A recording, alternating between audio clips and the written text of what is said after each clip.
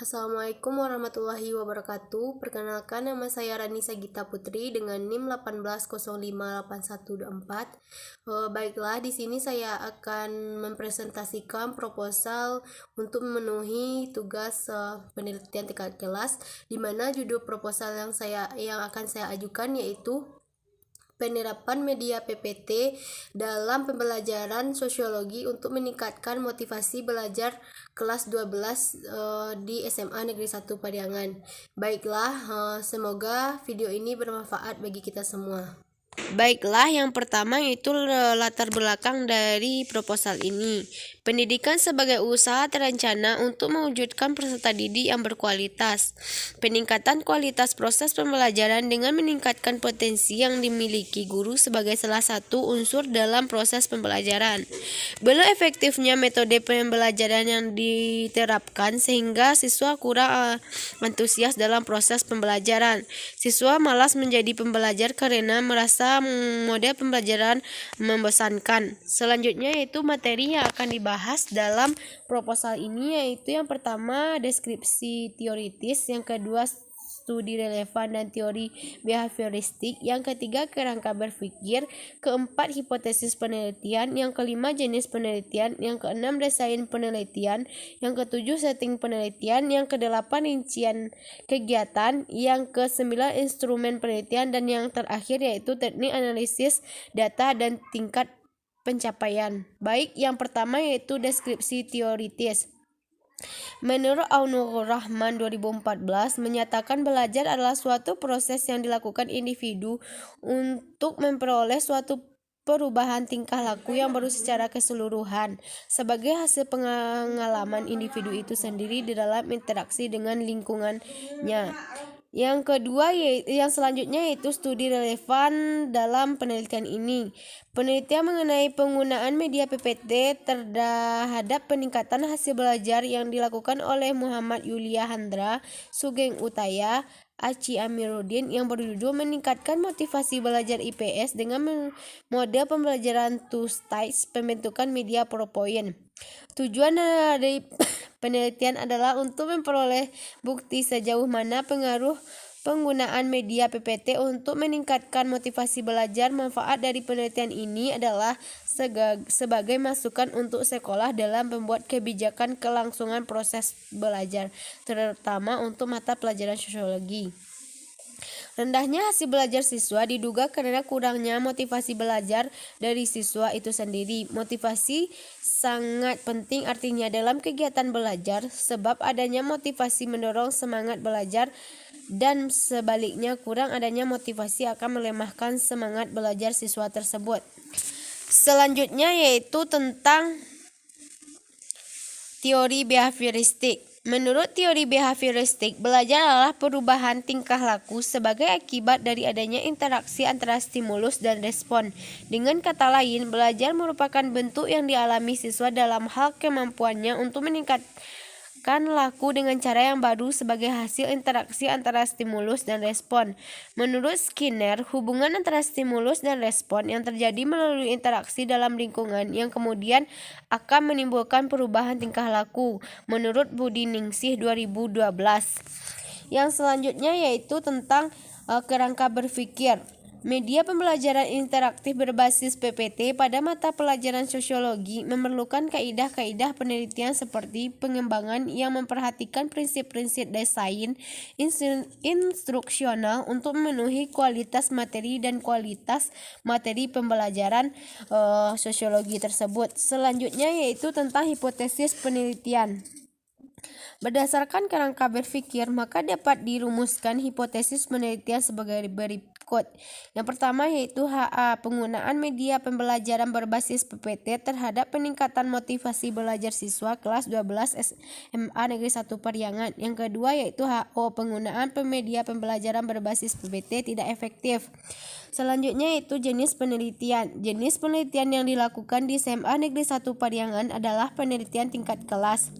Penelitian tingkat kelas merupakan salah satu upaya guru atau praktis dalam pembentukan berbagai kegiatan yang dilakukan untuk memperbaiki atau untuk meningkatkan mutu pembelajaran di kelas.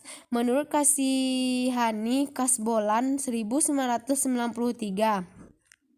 Selanjutnya yaitu tentang desain penelitian. Penelitian tingkatan kelas ini menggunakan model spiral yang dikembangkan oleh Kamis dan MC Taggart. Model spiral ini mencangkup 4 tahap tindakan, yaitu perencanaan, tindakan, observasi, dan refleksi. Hambatan dan keberhasilan pelaksanaan tindakan pada siklus pertama hasil diobservasi, dievaluasi, dan kemudian direfleksi untuk mencapai tindakan pada siklus keduanya. Selanjutnya yaitu setting penelitian. Penelitian ini dilakukan di SMA Negeri 1 Pariangan dengan alamat Jalan Raya Simabur dengan subjek penelitian kelas 12 IPS 1 dan jumlah subjek 24 siswa. Alasan peneliti memilih kelas tersebut karena menemukan permasalahan dalam pembelajaran sosiologi karena adanya kesulitan dalam proses pembelajaran. Selanjutnya yaitu tentang rincian kegiatan, di mana rincian kegiatan ini terbagi ke dalam 4 bagian. Yang pertama perencanaan. Di dalam perencanaan terbagi ke dalam 5 pembagian. Yang pertama pembuatan rancangan pelaksanaan pembelajaran seperti RPP tentang materi sosiologi yang akan diajarkan. Yang kedua mempersiapkan media PowerPoint yang digunakan dalam setiap pembelajaran di dalam kelas. Yang ketiga menyusun instrumen observasi agar mempermudah peneliti untuk mengetahui bagaimana respon siswa terhadap pembelajaran yang berlangsung. Selanjutnya yaitu menyusun lembar kerja siswa LKS. Yang kelima menyusun soal tes untuk siswa yang diberikan pada akhir setiap siklus setelah proses pembelajaran menggunakan media PowerPoint. Yang kedua itu tindakan. Pelaksanaan tindakan dilakukan dengan menggunakan panduan perencanaan yang telah dibuat. Kegiatan pembelajaran dilaksanakan sesuai dengan RPP yang telah disusun sebelum secara rasional sehingga proses pembelajaran bersifat fleksibel dan terbuka terhadap perubahan-perubahan yang mungkin terjadi. Selanjutnya observasi. Pelaksanaan tindakan laku dengan menggunakan panduan perencanaan yang telah dibuat.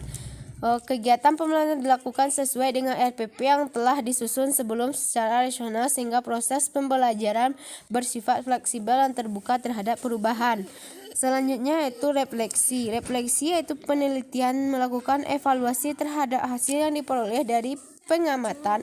Peneliti melihat, mengkaji, mempertimbangkan hasil dan dampak dari tindakan proses terhadap pembelajaran siswa berdasarkan kriteria yang ditetapkan sebelum, kemudian hasil refleksi tersebut menjadi acuan perubahan atau perbaikan tindakan yang dianggap perlu dilakukan pada tingkatan atau siklus selanjutnya.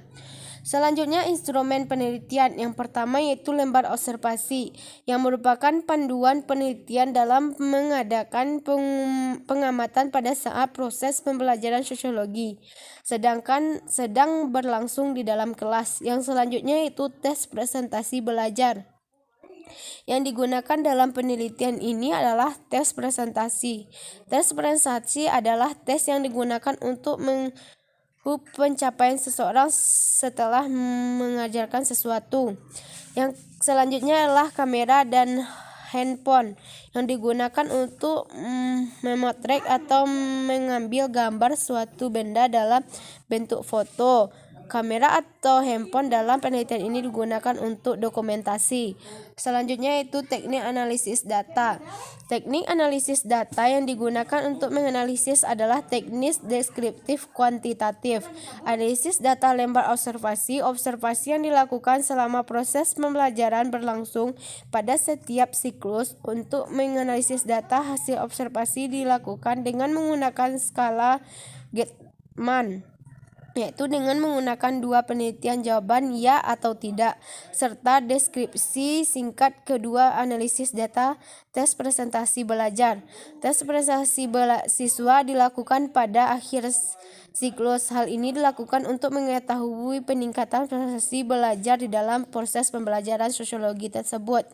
Selanjutnya yaitu tingkatan pencapaian. Dengan tercapainya suatu penelitian yaitu jika seorang pendidik mengerti dan paham dalam penerapan model pembelajaran dengan menggunakan PowerPoint untuk meningkatkan motivasi belajar.